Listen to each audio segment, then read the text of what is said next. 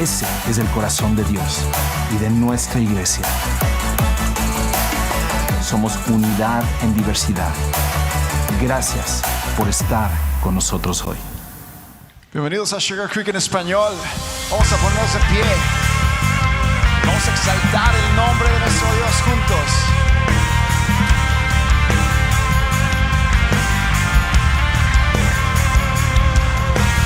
No esperaré a ver los muros caer. Se derribarán ante tu nombre. Hay una canción que fluye en todo mi ser, y sin temor lo proclamaré.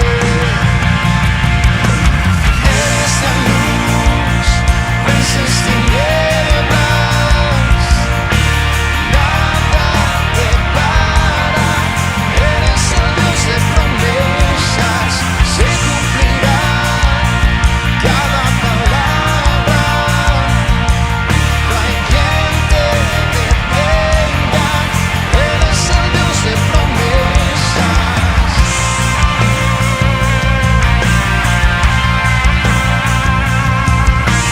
Dime el Rey, abre tu corazón, pues ante Él todo miedo irá. Cadenas rompió, Cristo dio libertad, resucitó y conmigo está. Eres la luz, vences tinieblas, nada te para. Eres el Dios de promesas, se cumplirá cada palabra. No hay quien te detenga. Eres el Dios de promesas.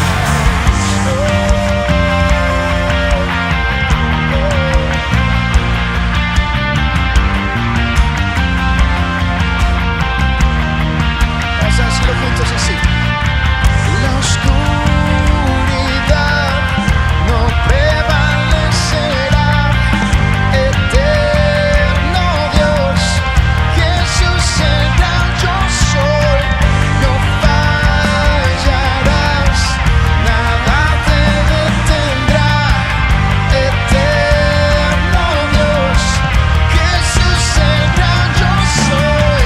La oscuridad no prevalecerá.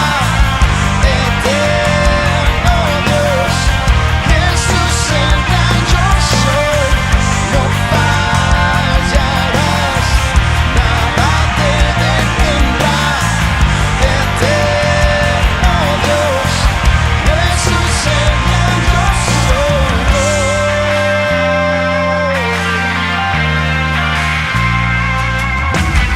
Eres la luz, vences tinieblas, nada te para. Eres el Dios de promesas, se cumplirá cada palabra. No hay quien te detenga. Eres el Dios de promesas.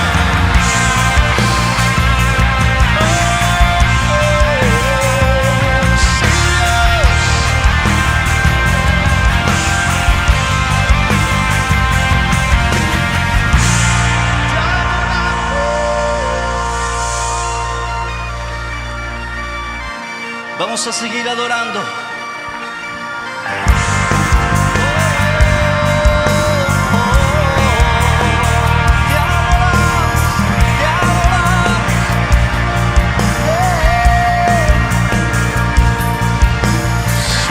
Santo, incomparable Dios.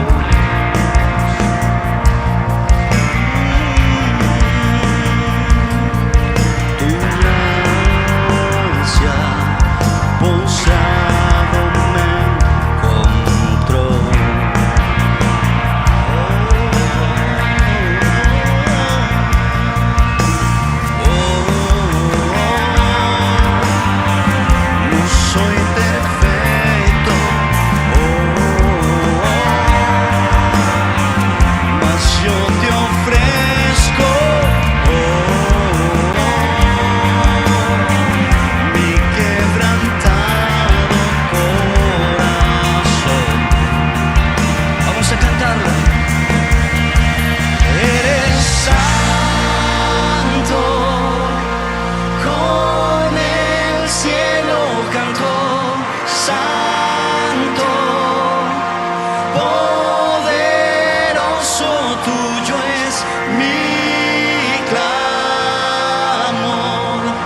Santo es su nombre, oh Dios.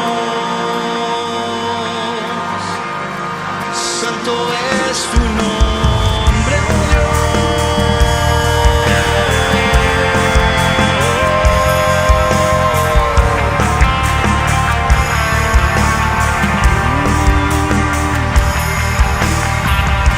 Recibe el sonido, cielo y tierra unidos, cantan santo eres tú. Y si te exaltar, haz que arda en mi alma una pasión por ti, Jesús. Recibe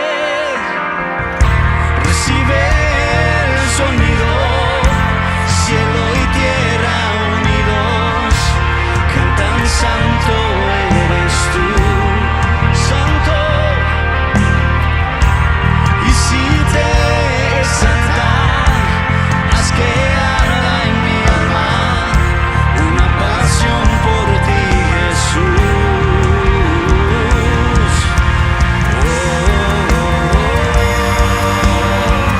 En tu grandeza,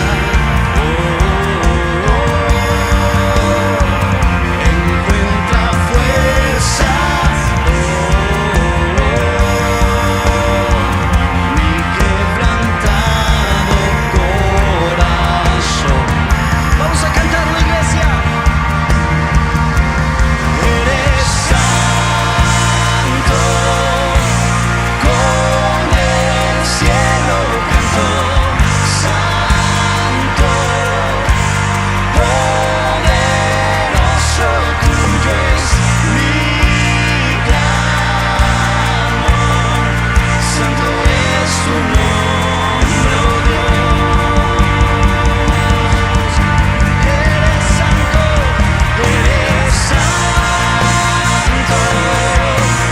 con el cielo canto, santo, poderoso, tuyo es mi clamor, santo es tu nombre, oh Dios. Santo es tu nombre, oh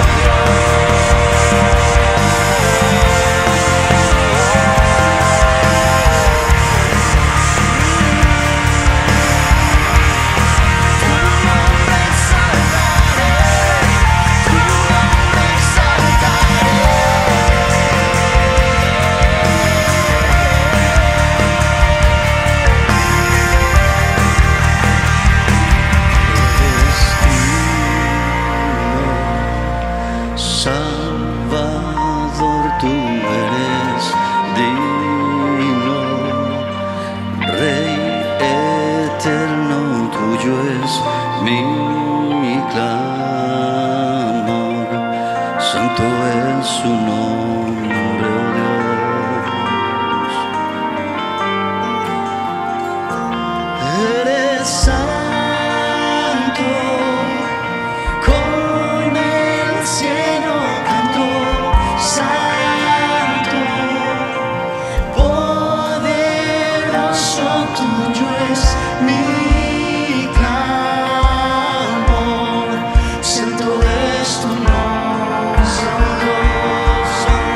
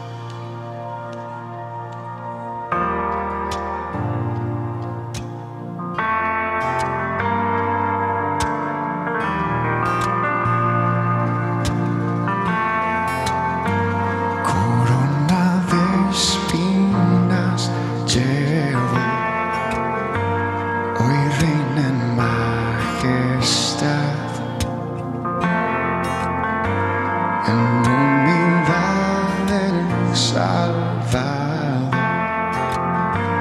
vino su vida con nuestra culpa se vistió, vestido en gloria está. El resplandor de su amor el mundo cubrirá. Victoria hay en tu nombre, alabaré a Cristo el Rey. Victoria hay en tu nombre,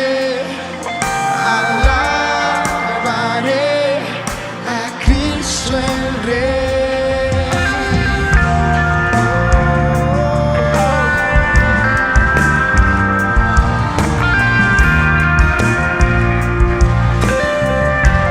Nuestro temor se disipó ante el Dios de paz. Su último aliento en la cruz, viva nos mirará. Victoria hay en tu nombre, alabaré a Cristo el Rey. Victoria hay en tu nombre, alabaré a Cristo el Rey.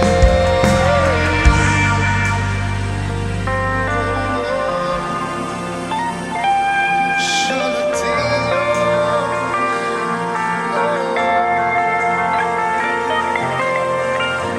Por tu espíritu en mí, al fracaso venceré. El Rey resucitó y vivo está en mí. En tu nombre viviré, tu victoria cantaré. El Rey resucitó y vivo está en mí. Por tu espíritu en mí, al fracaso venceré. El Rey resucitó y vivo está en mí. En tu nombre viviré, tu victoria cantaré. El Rey resucitó y vivo está en mí. Y vivo está en mí.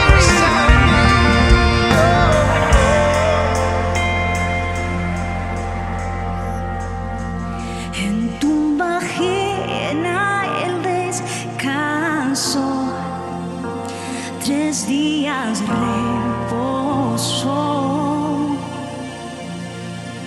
Su cuerpo no quedó ahí. Oiga, la tumba él derrotó.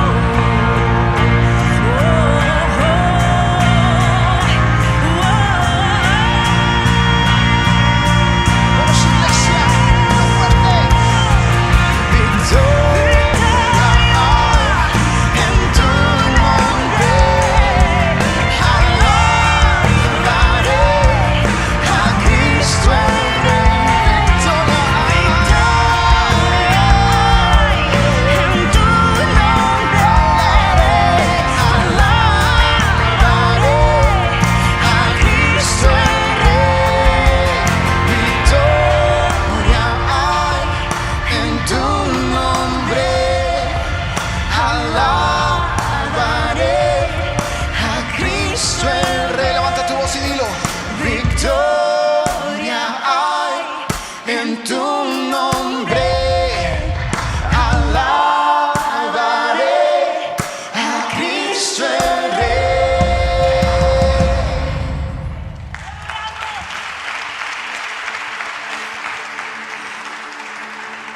A ese rey es el que nosotros adoramos. Puede tomar su asiento por un par de minutos. Me encanta una línea que dice ese canto que acabamos de entonar. Dice, el rey resucitó y vivo está en mí.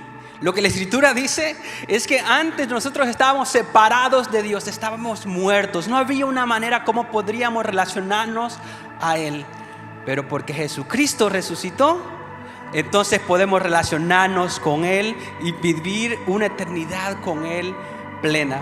Ahora bien, dale gracias a Dios por eso. Como iglesia tenemos el gran privilegio de poder llevar ese mensaje a muchas personas, no solo localmente, sino que también a través de todo el mundo. Y cuando nosotros aportamos con nuestros diezmos y nuestras ofrendas, somos parte también de eso. Que esas personas también escuchen ese mensaje que Él nos cambió a nosotros, que también los puede cambiar a ellos. Ese mensaje no es simplemente el poder venir a una iglesia o el poder ser parte de una congregación, sino que es un mensaje que transforma vida. Y ese es uno de los más grandes privilegios que nosotros podemos tener y que tú también puedes hacer. A la salida hay unos buzones en los cuales puedes depositar tus diezmos y tus ofrendas. Y si tú estás viendo en línea, muchísimas gracias por conectarte también. Y puedes también contribuir, dar tus diezmos y tus ofrendas enviando un mensaje de texto al 7797 con la palabra Sugar Creek. Señor, gracias porque enviaste a tu Hijo Jesucristo a morir en la cruz y resucitar, Señor, al tercer día, lo cual nos permite acceder a ti confiadamente ante el trono de la gracia. Muchísimas gracias por ese amor y gracias por cada persona que está aquí, Señor. Te ruego que te muevas en sus corazones para que sean transformados a través de su palabra y que puedan experimentarte de una manera personal, Señor, en el nombre de Jesús. Amén.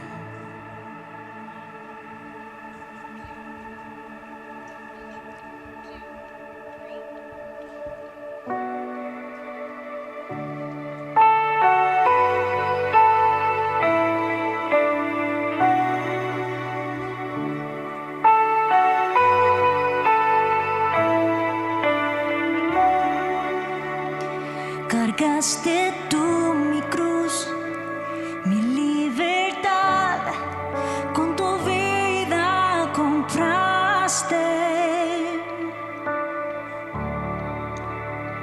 Y ahora tuyo soy, proclamaré tu bondad para siempre. Digno de alabar, Cristo, nombre sin igual. Digno de alabar, digno de alabar.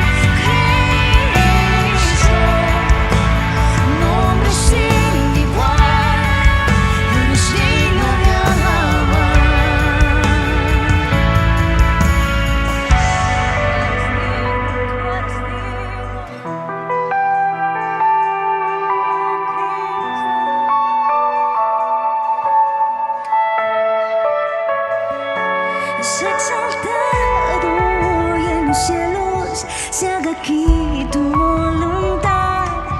Eres digno de alabar, no hay otro nombre igual. Y es exaltado y en los cielos se haga aquí tu voluntad. Eres digno de alabar, no hay otro nombre igual. Puedes decirlo. Hoy en los cielos se haga aquí tu voluntad.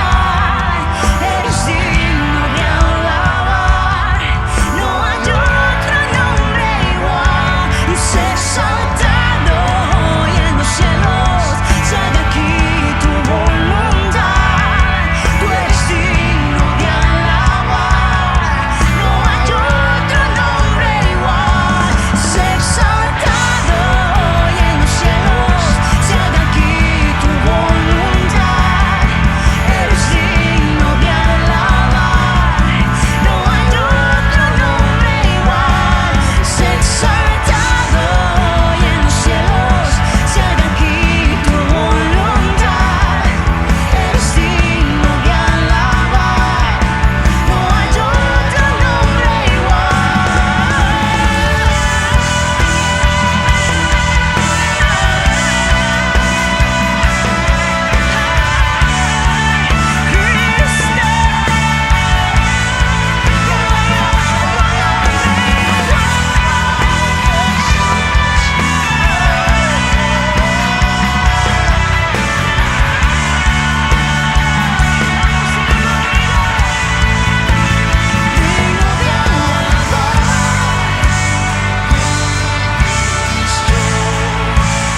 nombre sin igual. Eres digno de alabar, digno de alabar. Cristo, nombre sin igual. Eres digno de alabar, digno de alabar. Cristo, nombre sin igual. Eres digno de alabar, digno de alabar. Cristo,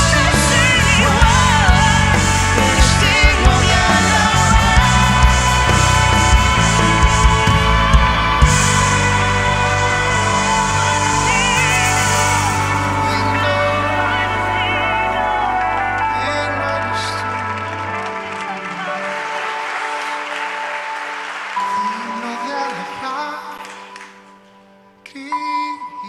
Cristo, nombre sin igual. Eres digno de alabar, digno de alabar. Cristo, nombre sin igual. Eres Digno de alabar. Alabamos tu nombre en este lugar, porque solo tú eres el merecedor de toda nuestra adoración, de todo nuestro amor, de toda nuestra devoción, de toda nuestra admiración. Te damos gracias. Gracias, Dios, porque tú has hecho una obra completa y perfecta, y por eso estamos aquí y te adoramos en el nombre de Jesús.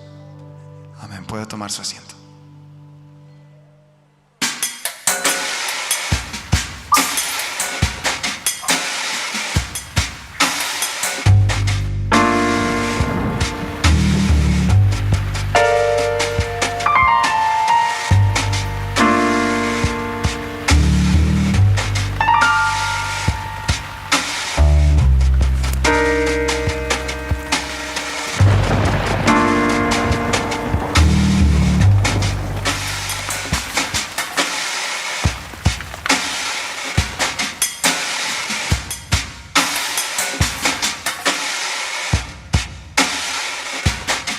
Pues buenas tardes a todos ustedes. Muchísimas gracias por acompañarnos en este auditorio o sintonizarnos a través de una de nuestras plataformas. Bienvenidos a Sugar Creek en español.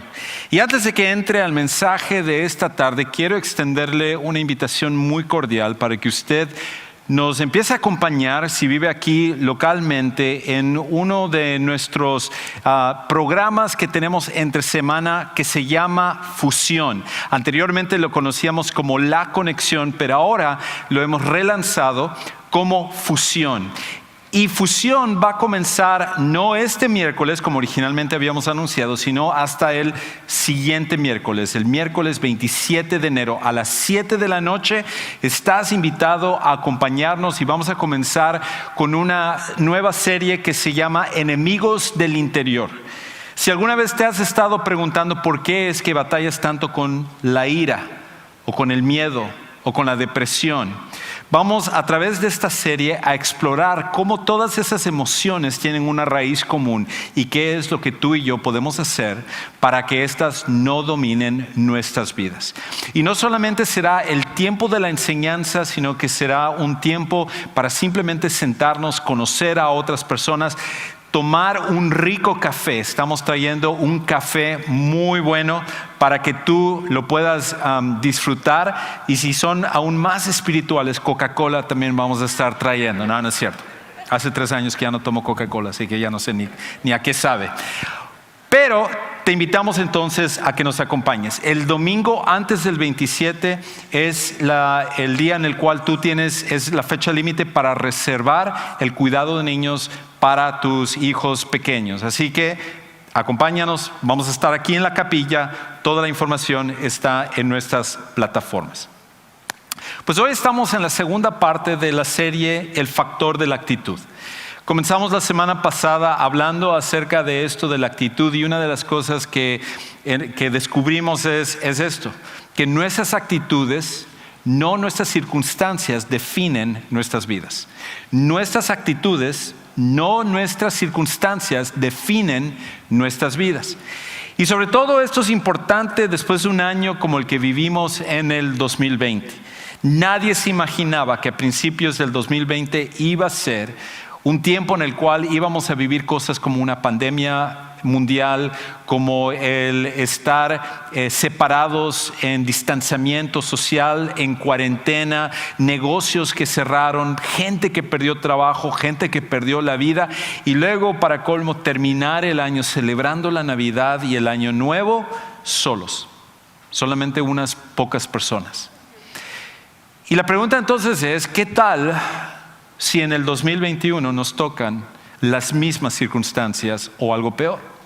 Todos nosotros estamos deseando que este año sea mejor, pero la realidad es que no estamos en control de nuestras circunstancias.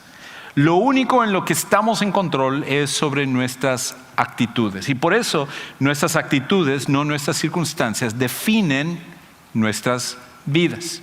Ahora, si eso es así, entonces, si al final el factor de la actitud es uno de los factores más importantes en tu vida, de cómo tú vas a poder vivir y enfrentar no solamente el año, sino tu matrimonio, tu familia, los problemas financieros, los problemas de salud, los problemas de temor, todas las cosas que tú y yo enfrentamos del día al día, entonces la pregunta es, ¿qué tipo de actitud es el que tenemos que desarrollar en nuestras vidas?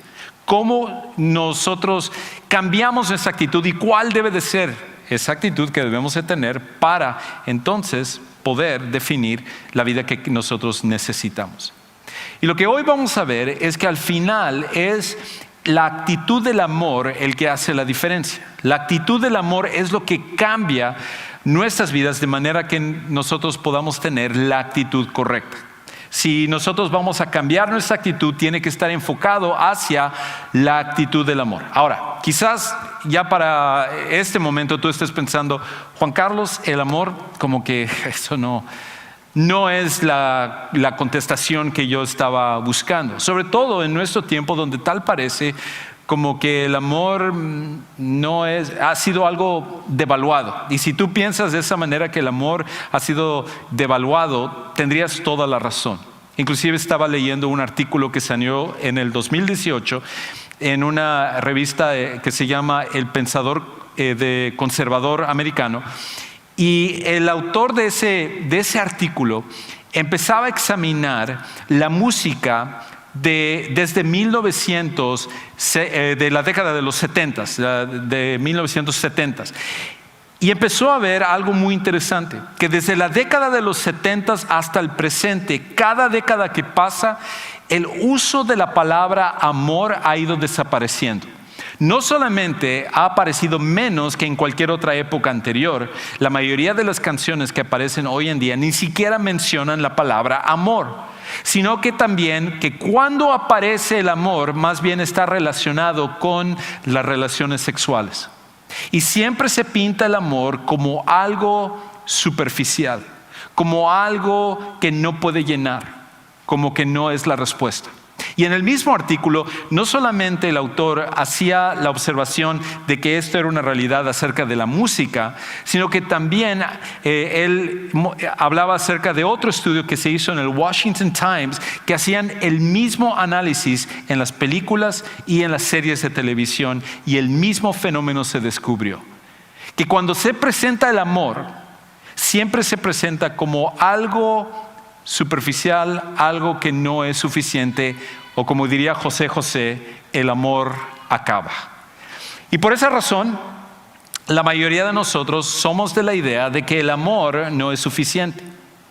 Es por esa razón que en muchas ocasiones yo he tenido parejas que han venido a verme enfrentando problemas de matrimonio, y ellos me dicen: Juan Carlos, es que ya no nos amamos. Es que yo ya no amo a mi cónyuge como le amaba el día en el cual nos casamos. Es que me he ido matando el amor, es que el amor se acabó. Y entonces llegaron al punto en el que ya no aguantan vivir juntos y el matrimonio se acaba. Y esa forma de pensar acerca del amor ha sido engranado en nosotros a través de nuestra sociedad, entretenimiento, lo que escuchamos por todos lados. Pero el problema es esto, que lo que vamos a ver hoy es que la actitud del amor es mucho más profundo que eso. Que cuando nosotros realmente entendemos lo que es el amor, vamos a entender que es la respuesta para la actitud que nosotros necesitamos tener.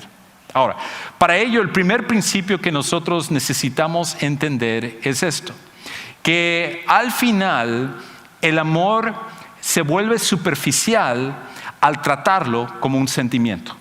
El amor se vuelve superficial al tratarlo como un sentimiento. El gran problema que nosotros tenemos de que cuando decimos: es que yo ya no amo a esta persona, es que se me acabó el amor, es que se murió lo que yo sentía por esa persona, en realidad no estamos describiendo el amor, lo que estamos describiendo son nuestros sentimientos. Y los sentimientos en este caso se vuelven, cuando nosotros lo ponemos equivalente al amor, entonces hacemos del amor algo superficial, algo que está por un tiempo y desaparece después de tanto tiempo. Y es por esa razón que en nuestra sociedad, cuando hablamos de cosas como yo amo a mi perro, o amo a mi carro, o yo amo mi trabajo, o amo mi carrera, o amo mi casa, entonces empezamos a hacer del amor algo superficial, algo que obviamente no nos va a llenar y que no es la respuesta que nosotros estamos buscando. Pero es un error hacer ello, porque el amor no es un sentimiento. Porque el problema de los sentimientos es esto, que los sentimientos al final son fluctuantes y transitorios. Los sentimientos son fluctuantes y transitorios. En otras palabras, son fluctuantes porque los sentimientos varían en un mismo día. Te levantas en la mañana y sientes como que no tienes ni ganas de levantarte, sientes como ese aura negativo y de repente agarras tu café para poder despertarte y sentirte mejor y que el mundo se abre y te sientes un poco mejor. Pero cuando llegas al trabajo y enfrentas a tu jefe y tienes un problema, o te llaman de tu casa y hay una situación con la familia y todo, sientes como que tus sentimientos suben y bajan, son fluctuantes. Los sentimientos son así. Todos nosotros, cuando nos dejamos dirigir por nuestros sentimientos, en realidad lo que está pasando es que estamos dejando que nuestra vida vaya fluctuando. Y lo otro es que es transitorio. En otras palabras, cuando hacemos que el amor, tratamos el amor como un sentimiento, es ahí cuando podemos decir, yo ya no te amo. Mi amor por ti se acabó. Porque los sentimientos vienen. Tenemos épocas de tristeza o depresión. Tenemos épocas de gran alegría. Tenemos épocas de temor. Todas estas cosas son sentimientos y son transitorios. Y vienen y van por esas temporadas en nuestra vida. Pero el amor no es así. El amor no es fluctuante ni transitorio, sino que en realidad es algo mucho más profundo. Y Dios nos creó a cada uno de nosotros con la necesidad de sentirnos amados y de amar a otras personas. Ahora, esto no es mi opinión, sino que con el paso del tiempo, los estudios, los psicólogos, la gente que estudia la conducta humana ha verificado que Dios ha puesto eso en el corazón de cada uno de nosotros. La necesidad más grande quizás que tenemos de todas es el de sentirnos amados y el de amar a otras personas. Interesantemente, hicieron un estudio hace unos pocos años en las cárceles aquí en Texas. Y ellos estudiaron las últimas palabras que decían los convictos que eran ejecutados obviamente por pena capital. Y resulta que empezaron a estudiar a todos los presos que habían sido ejecutados en el estado de Texas desde 1976 hasta el presente. Y se dieron cuenta de algo muy interesante, de que 63% de todos los prisioneros en sus últimas palabras se refirieron al amor. Pudieron haber hablado de la ira de morir en ese momento, pudieron hablar acerca del remordimiento de lo que hicieron, pudieron hablar acerca del miedo de morir, pero la palabra que más salió en las últimas palabras de una persona era acerca del amor. Y creo que la razón de ello es porque eso está engranado en nosotros. Es tu necesidad, es mi necesidad. Todos nosotros tenemos la necesidad de ser amados y de amar a otras personas. Pero el problema es que nuestra sociedad lo ha hecho superficial porque lo ha identificado con un sentimiento y no con la verdadera definición del amor. Para poder entender realmente lo que es el amor y de esa manera poder adoptar una actitud de amor, necesitamos entonces ir a lo que realmente significa el amor. Y es imposible definir el amor cuando nosotros no lo conectamos con Dios. La definición genuina, real, acerca del amor, nada tiene que ver con cómo tú te sientes o cómo son tus circunstancias o cómo las cosas vienen o van. Tiene todo que ver con la persona de Dios, con la esencia de Dios. Y por esa razón, el amor es un reflejo de Dios porque Él es la fuente del amor. El amor es un reflejo de Dios porque Él es la fuente del amor. Cuando definimos el amor, la razón por la cual nosotros fallamos en realmente entenderlo es porque tratamos de sacar a Dios de la ecuación, pero Dios es la fuente del amor. Es imposible entender el amor sin que esté conectado directamente con Dios. De hecho, uno de los autores de la Biblia, que era identificado como el discípulo del amor, no porque era un cantante o algún título de cantante o algo así, sino porque él escribió más acerca del amor que cualquiera de los otros autores, sobre todo en el tiempo después de Jesús en el Nuevo Testamento. Y este hombre que se llamaba Juan, que fue un discípulo de Jesús y luego un apóstol, él escribió hacia el final de su vida, meditando acerca del amor, lo siguiente. Él dice esto. Él dice en Primera de Juan, una carta que él escribe, capítulo 4, versículos 7 y 8, lo siguiente. Amados, él está escribiendo a seguidores de Jesús y él le dice, amados, amémonos unos a otros porque el amor es de Dios. Y todo el que ama es nacido de Dios y conoce a Dios. El que no ama no conoce a Dios porque Dios es, ¿qué cosa? Dios es amor. Ahora, lo interesante es que Juan pudo haber definido a Dios de muchas diferentes maneras. Pudo haber usado varios términos para describir a Dios y todas esas serían reales. Pudo haber dicho que Dios es santo, que Dios es glorioso, que Dios es magnífico, que Dios es poderoso, que Dios es el creador. Cualquiera de esas descripciones hubieran sido acertadas, pero cuando Juan quiere llegar a la esencia de la persona de Dios, Juan dice esto: Dios es amor. Y de hecho esa es la explicación por la que tú y yo existimos. Porque si Dios siendo perfecto, Dios siendo independiente, autónomo, que es el único que no necesita de otra persona. A veces tú y yo tratamos de actuar de forma independiente, pero la realidad es que necesitamos de otras personas. Ninguna persona es completamente independiente, pero Dios sí lo es. Dios no necesita de otra cosa. Y la pregunta entonces sería, si Dios, siendo Padre, Hijo y Espíritu Santo, es suficiente en Él mismo, es perfecto y no requiere de otra cosa, ¿por qué entonces hacerte a mí, hacerte a ti, hacerme a mí, hacer este universo? Y la única explicación es por su naturaleza de amor. Porque un ser que ama tanto, lo que más desea es poder dar de su amor a otros seres. Dios, cuando creó el universo, fue una extensión de su amor. Fue una manera de demostrar quién es Él. Y por esa razón, cuando nosotros tratamos de extirpar la definición del amor de la persona de Dios, es lo que nos sucede en nuestra sociedad, donde lo volvemos una cosa superficial que ya no tiene sentido en nuestros días.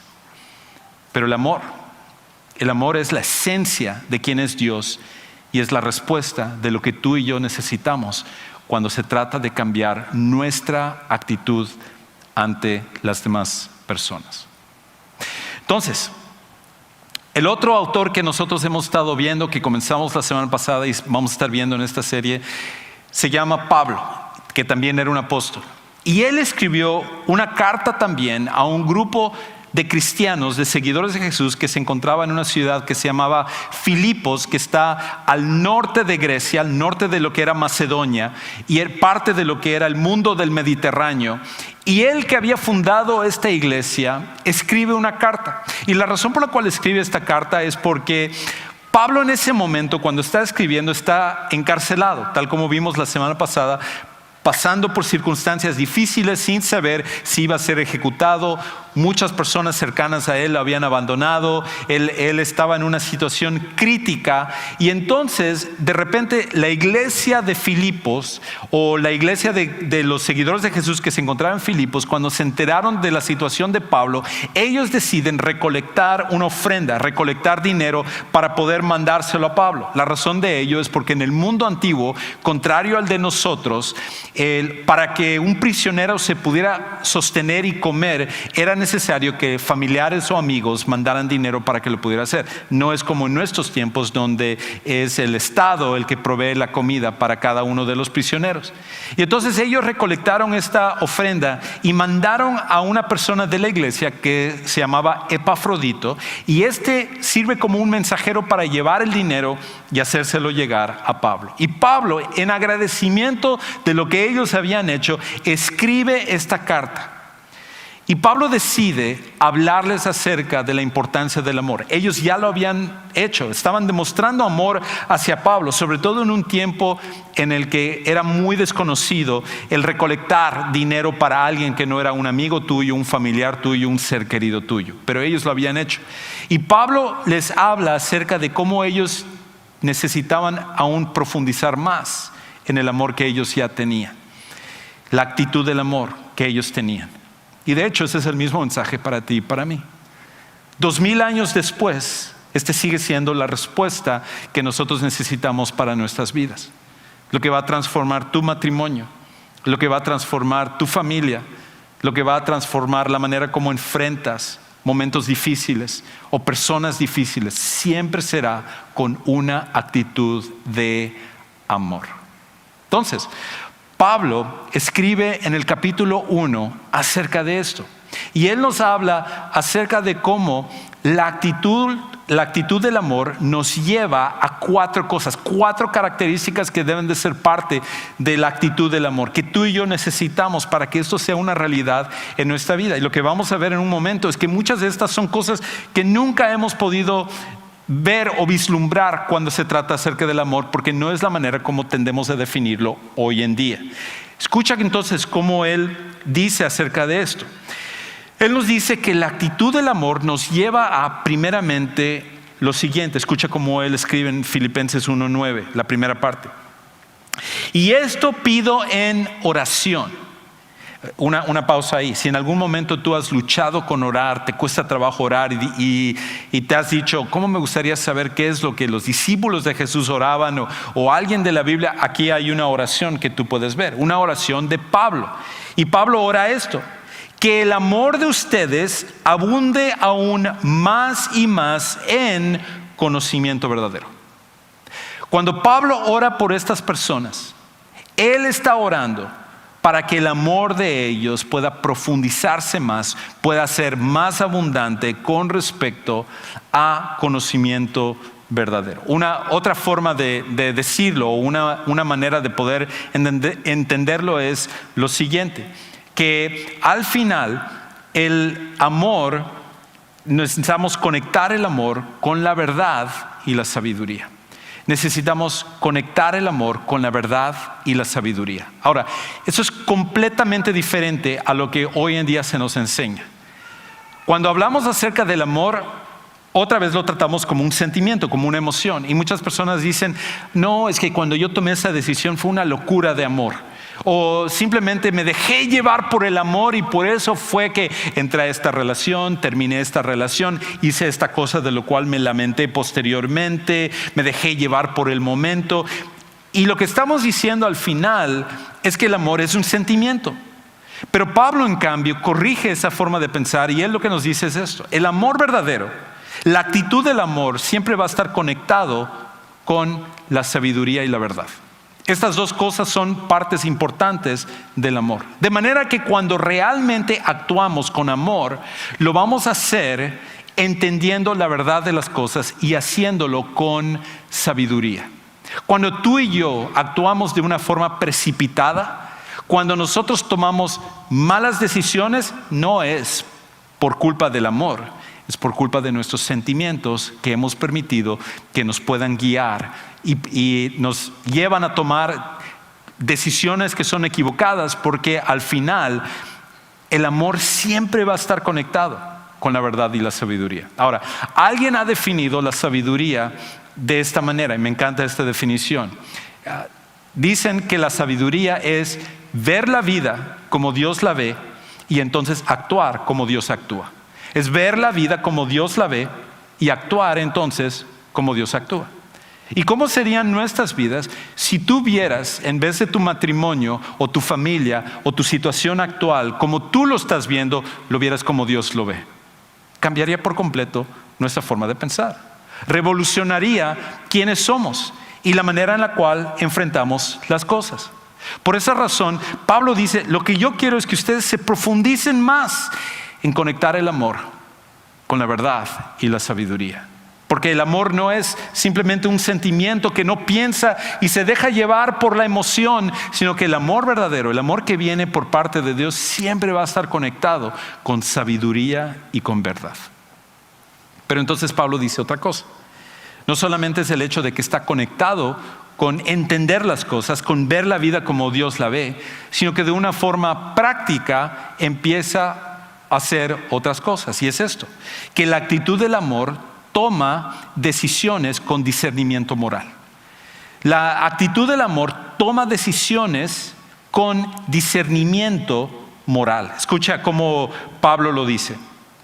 Dice, en todo discernimiento, otra vez hablando acerca del amor, quiero que el amor abunde en ustedes para que ustedes tengan conocimiento verdadero y entonces en todo discernimiento a fin de que escojan o aprueben lo mejor.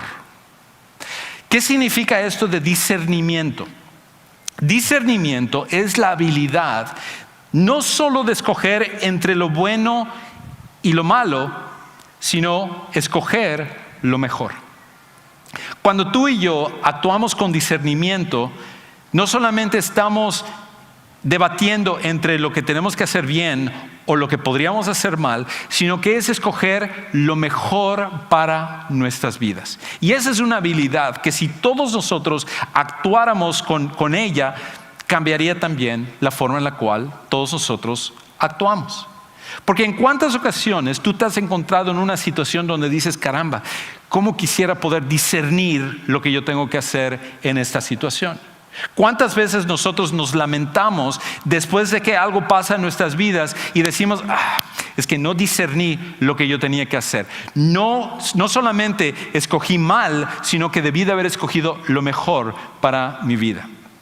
Me recuerda acerca de una muchacha que leí el año pasado, y esta muchacha se llama Kaylee Wilkes y ella vive en San Francisco. Y resulta que Kaylee es una amante de las plantas, y ella tenía sobre todo una planta especial que ella estaba cultivando, que estaba cuidando, regando, cortando por 2 años. Y después de que habían pasado los 2 años de ella que había estado cuidando tanto de esta planta, sintió que era el momento de replantarlo a una maceta más grande para que pudiera seguir floreciendo. Pero ¿cuál sería su sorpresa? Que cuando ella sacó la planta de la maceta original, se dio cuenta que la planta era de plástico. Que por 2 años había estado regando, literalmente regando, y también regando una planta de plástico. Y uno podría decir, caramba, ¿cómo pudo esta mujer hacer eso y perder tanto tiempo? Porque le faltó discernimiento. Ella no pudo distinguir entre lo que era artificial o falso y lo que era verdadero. Eso nos pasa a nosotros también, pero no con una planta. Pasa en muchas otras situaciones en nuestras vidas, donde no tenemos discernimiento para escoger no solo entre lo malo y lo bueno, sino entre lo mejor para nuestras vidas. Y perdemos tiempo y tomamos decisiones equivocadas, y eso a la larga nos afecta. Y Pablo lo que está diciendo es, ustedes necesitan vivir vidas de pureza, vidas que puedan reflejar el deseo de Dios en ustedes. Y eso solamente sucede cuando tienen discernimiento moral en sus vidas. Y aunque no es popular hoy en día, ¿cuántas veces como seguidores de Jesús hemos decidido entrar a relaciones que sabemos que nos van a dañar, tener relaciones con personas antes de casarnos u otras cosas que a la larga terminan por lastimarnos a nosotros, lastimar a la otra persona, lastimar a nuestra familia y a tantas diferentes personas? Pablo lo que dice es que el amor verdadero tiene discernimiento moral, va a tomar decisiones, las mejores decisiones, y tomar las mejores decisiones es decir, yo podría hacer esto, pero no es lo mejor para ti ni para mí. Yo podría hacer esto, pero no es lo mejor para nuestros hijos. Yo podría hacer esto, pero no va a ser lo mejor en mi relación con Dios. Discernir moralmente es tener la habilidad de escoger lo mejor, no solo para nosotros, sino para las personas que están a nuestro alrededor. Ahora, Pablo entonces continúa diciendo esto, que una tercera cosa, una tercera característica de una actitud de amor es llevar una vida recta. Llevar una vida recta. Escucha entonces cómo lo dice Pablo continuando en la segunda parte del versículo 10. Él dice, si ustedes permiten que el amor abunde más en ustedes y les ayude a tener discernimiento para escoger lo mejor, para que sean puros e irreprensibles para el día de Cristo. En otras palabras, que tú y yo podamos llevar una vida recta y que podamos vivir una vida que pueda agradar a Dios, pero que sea lo mejor para cada uno de nosotros. Y otra vez, en nuestro tiempo, una vida de moralidad, una vida de rectitud, Es algo en el cual uno se burla, uno escucha como otras personas critican a uno cuando uno trata de ser recto y todo. Aquí está el cristianito que se cree mejor que todos nosotros. Se cree que es más santo que todos. Y en tu escuela, a veces las mismas autoridades, los mismos profesores son aquellos que le ponen presión a los muchachos para ser exactamente igual a todos los demás. Y cuando nosotros los subimos a nuestras plataformas y estamos en nuestros comentarios, un sinfín de comentarios de atacar, de insultar, de alburear, y nosotros decimos, caramba, ¿cómo puedo yo vivir una vida de rectitud y de pureza? Pero la realidad es que ese es nuestro llamado. Y eso hace la diferencia en nuestras vidas. Inclusive estaba leyendo acerca de un jugador de béisbol que pregunta, ¿cuántos de aquí les gusta el béisbol? Varios, qué bueno, porque no iba a cambiar la ilustración de cualquier manera. Pero hay un jugador de béisbol que vivió hace muchos años, era uno de los pioneros del béisbol. Su nombre de él es James White. Inclusive aquí hay una foto de este jugador. Imagínate, simplemente por la vestimenta puedes ver que él estuvo entre los primeros jugadores profesionales de los Estados Unidos. Vivió a finales de los 1800 y principios de los 1900. Y lo increíble acerca de este jugador James White es que él jugó como catcher. Y de hecho, él fue una de las personas que influyeron para muchas de las cosas que se siguen utilizando en las ligas mayores. Por ejemplo, fue el primer catcher que utilizó una mascarilla de protección. Y lo otro es que inclusive su mecánica para tirar influyó para que los demás catchers pudieran imitarlo a él y de esa manera sacar a los jugadores jugando, tratando de sacar a los jugadores cuando estaban en base. Y su porcentaje de bateo era increíble. Sus números, el número de jonrones, el número de hits, el número de ponerse en base, son porcentajes altísimos. Y en temporada tras temporada, de forma regular, era uno de los mejores jugadores de todas las ligas mayores. Fue tan exitoso este hombre que él llegó a ser campeón de las ligas mayores con 6 diferentes equipos. 6 diferentes equipos. Y durante una trayectoria de 20 temporadas. De hecho, por mucho tiempo se debatió acerca de meterlo al Salón de la Fama y inclusive se habían olvidado de él porque como fue uno de los primeros jugadores, ni le habían puesto atención, pero hubo un movimiento hace algunos años de introducirlo al Salón de la Fama y no fue hasta el 2012 donde finalmente votaron y se le introdujo de una forma merecida al Salón de la Fama del béisbol. Y lo interesante es de que cuando se le creó la placa, como se hace con todos los jugadores en Cooperstown, describiendo la trayectoria de cada jugador, podrían haber dicho fue campeón con 6 equipos, fue un jugador con porcentajes altísimos en cada una de las partes como jugador o las habilidades de jugador. Pudo haber dicho revolucionó la manera en la cual jugaban los catchers. Ninguna de esas cosas usaron, aunque todas esas hubieran sido acertadas. La manera en la cual comenzaron es describiéndolo como un consumado caballero. Un consumado caballero. ¿Por qué lo describieron de esa manera? Porque resulta que James White era un seguidor de Jesús. Él llegó a conocer de Jesús antes de comenzar a jugar béisbol. Y su amor más grande no era el béisbol. Su amor más grande era Dios. Y él veía que su carrera como beisbolista era una plataforma para poder expresar su amor por Dios. De hecho, fue tanto su amor por Dios que inclusive le pusieron el apodo el diácono. El diácono. Yo no sé si era bueno eso o malo. No es cierto. Tenemos algunos diáconos entre nosotros. Lo siento, Henry, era una pequeña broma para los diáconos. Pero este hombre, James, el diácono White, se había distinguido por ser una persona que amaba a Dios. Inclusive en uno de los artículos que escribieron en el Chicago Tribune, un periódico, hablaban acerca de que los jugadores comentaban que nunca habían escuchado insultar a James White. Nunca lo vieron enojado. Nunca vieron que fue a discutir con un árbitro a pesar de que el árbitro había tomado decisiones que iban en contra de su propio equipo. cada vez era una persona calmada, honesta y que reflejaba a Dios. Y dice inclusive en el artículo, los jugadores de béisbol que normalmente se distinguen por ser mujeriegos, alcohólicos y fumadores, James White no es ninguna de esas cosas. Inclusive llegó hasta este punto, que en un partido que estaba jugando James White, resulta que uno de sus compañeros batió y entonces fue corriendo hasta primera base. Y cuando llegó a la primera base, el árbitro no logró ver si su compañero le ganó a la pelota, llegó a la base antes de la pelota, o si estaba out, había llegado la pelota antes del jugador.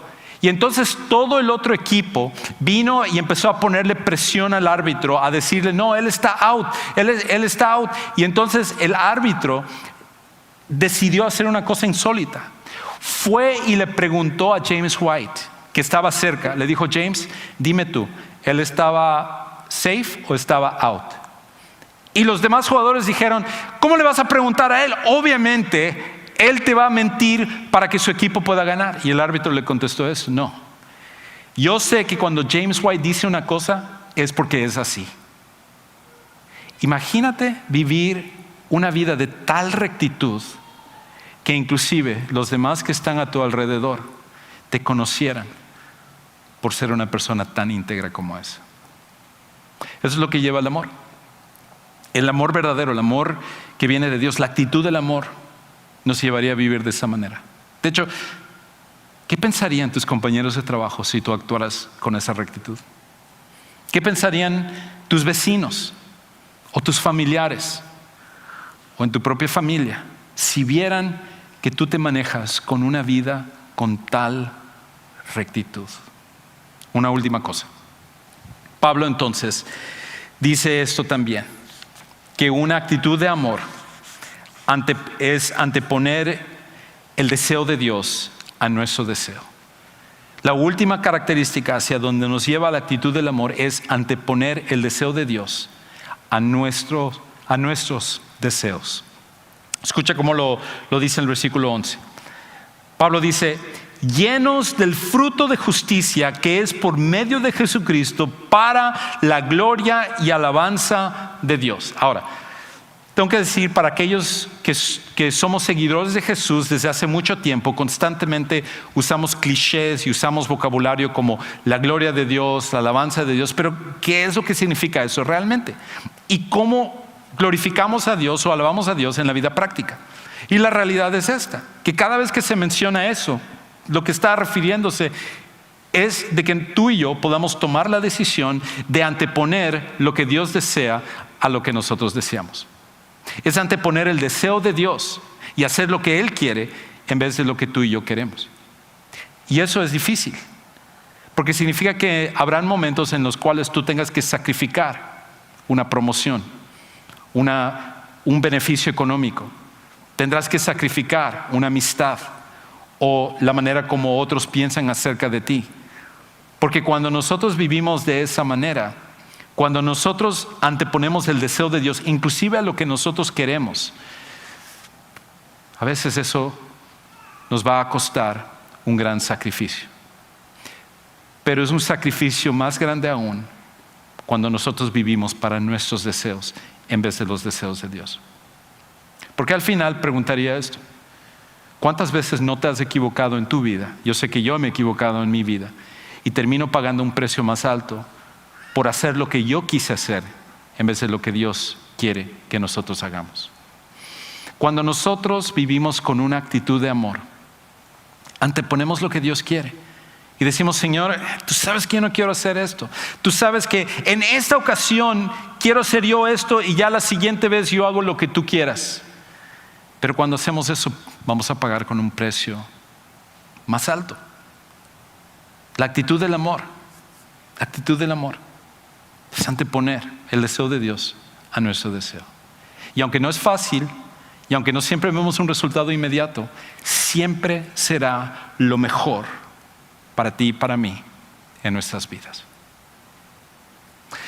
Si nosotros entonces pudiéramos resumir todo esto acerca de la actitud del amor, tendríamos que decir esto: que la actitud del amor es siempre escoger lo mejor. La actitud del amor es siempre escoger lo mejor. No es fácil, no es una salida rápida. A veces tendremos que decir, mira, me gustaría hacer esto, pero sé que no es lo mejor para ti. No es lo mejor para esta situación, no es lo mejor en mi relación con Dios, no es lo mejor con respecto a mi integridad y mi honestidad. Pero la actitud del amor es siempre hacer lo mejor, no lo más fácil, pero siempre hacer lo mejor. Porque te amo, haré lo que es lo mejor para ti, aunque ni tú estés de acuerdo en este momento. Y si tú y yo actuamos de esa manera, nuestras vidas serán radicalmente diferentes. Porque de hecho esa es la manera como Dios actuó hacia ti y hacia mí. Dios no escogió lo que era mejor para Él, aunque Él tenía todo el derecho de hacerlo, pero escogió la manera de salvarnos porque eso era lo mejor para nosotros. Dios no escogió lo que era mejor para Jesús. Jesús estuvo dispuesto a sacrificarse, pero era lo mejor para ti y para mí. Y cuando nosotros actuamos con la actitud del amor, siempre vamos a escoger lo mejor. Quizás para ti en esta tarde se trata acerca de conocer a Jesús como tu Salvador personal. Y en un momento vamos a estar terminando, saliendo por esas puertas atrás. Tenemos un lugar que se llama Next Step Center en español. Si tú estás en línea, puedes dejar un comentario y nosotros entraremos en contacto contigo para que tú y yo podamos tomar la mejor decisión, que es conocer a Jesús. Padre Celestial, ayúdanos a actuar con la actitud del amor. Reflejar tu actitud, porque esa es la manera como tú actúas y tú actúas hacia nosotros. Ayúdanos a amarte como tú mereces ser amado y amar a las demás personas con un amor genuino y no con simples sentimientos. Ayúdanos a poder reflejar tu persona. Te amamos a ti y te damos gracias por esto, en el nombre de Cristo Jesús. Amén. Si hoy has aceptado a seguir a Jesús como tu Salvador, nos gustaría guiarte en el nuevo comienzo de tu vida. Hemos diseñado siguientes pasos en línea de Sugar Creek para ti, para crecer juntos, porque tu crecimiento en la fe nos importa. Aquí podrás hacer preguntas de cómo ser parte de Sugar Creek, pedir oración, platicar con nosotros y mucho más. Solo haz clic en siguientes pasos en línea del enlace en el chat y alguien de nuestro equipo estará en contacto contigo. Nos gustaría poner recursos útiles en tus manos que te ayudarán a crecer en la fe. Solo manda un texto con la palabra hola al 72345 y sigue los pasos que se te indican. Crezcamos juntos. Hemos creado maneras fáciles de las que puedes continuar sembrando en lo que Dios está haciendo aquí en Sugar Creek, incluyendo en línea y por texto.